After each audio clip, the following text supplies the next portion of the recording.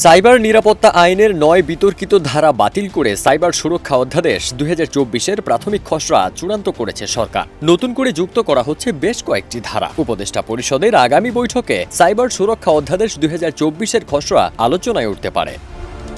গোলসেন্স গ্রুপের হোটেলে বিনিয়োগ করে সুদমুক্ত হালাল আয়ের সাথে বিলাসী জীবনের বিরাট সুযোগ। বিনিয়োগ একবার, রিটার্ন বারবার। নতুন আইনের খসড়াটি পর্যালোচনায় দেখা যায় বাক স্বাধীনতাকে অপরাধ হিসেবে গণ্য করার মতো তেমন কোনো ধারা নেই। বর্তমান আইনে মানহানিকর তথ্য প্রকাশ এবং মুক্তিযুদ্ধ, জাতীয় পতাকা ও বঙ্গবন্ধুকে নিয়ে বিদ্বেষ বিভ্রান্তিমূলক প্রচারণার শাস্তির বিধান রয়েছে। এসব ধারা নতুন সাইবার সুরক্ষা অধ্যাদেশে না রাখার প্রস্তাব করা হয়েছে।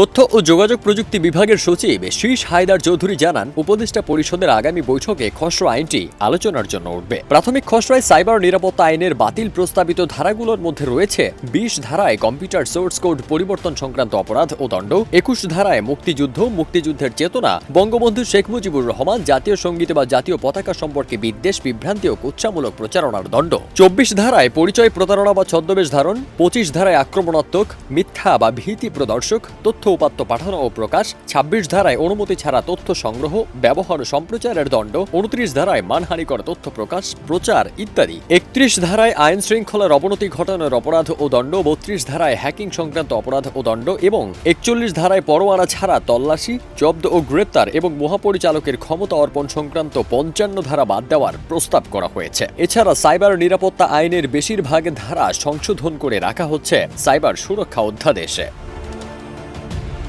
অপরাধের আওতায় নতুন করে যুক্ত হয়েছে ব্ল্যাকমেইলিং বা অশ্লীল বিষয়বস্তু প্রকাশ সংক্রান্ত অপরাধ ও দণ্ড। খসড়ায় যে কারো মামলা করার সুযোগ বন্ধ করা হয়েছে।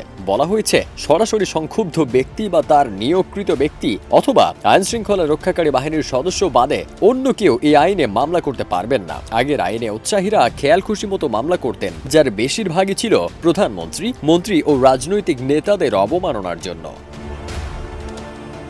এদিকে বেসরকারি গবেষণা সংস্থা সেন্টার ফর গভর্নেন্স স্টাডিজের একটি গবেষণায় ২০১৮ অক্টোবর থেকে ২০২৩ সালের সেপ্টেম্বর পর্যন্ত ডিজিটাল নিরাপত্তা আইনে করা ১,৪৩৬টি মামলার তথ্য বিশ্লেষণ করে সংস্থাটি জানায়, অভিযুক্তের মধ্যে ৩২% বেশি রাজনীতিবিদ, ২৯.৪০% সাংবাদিক। অভিযোগকারীর প্রায় ৭৮% আওয়ামী লীগের রাজনীতির সঙ্গে যুক্ত। আওয়ামী লীগ সরকারের পতনের পর ৮ আগস্ট অন্তর্বর্তী সরকার গঠিত হয়। ৭ নভেম্বর উপদেষ্টা পরিষদের বৈঠকে সাইবার নিরাপত্তা আইন বাতিলের সিদ্ধান্ত হয়।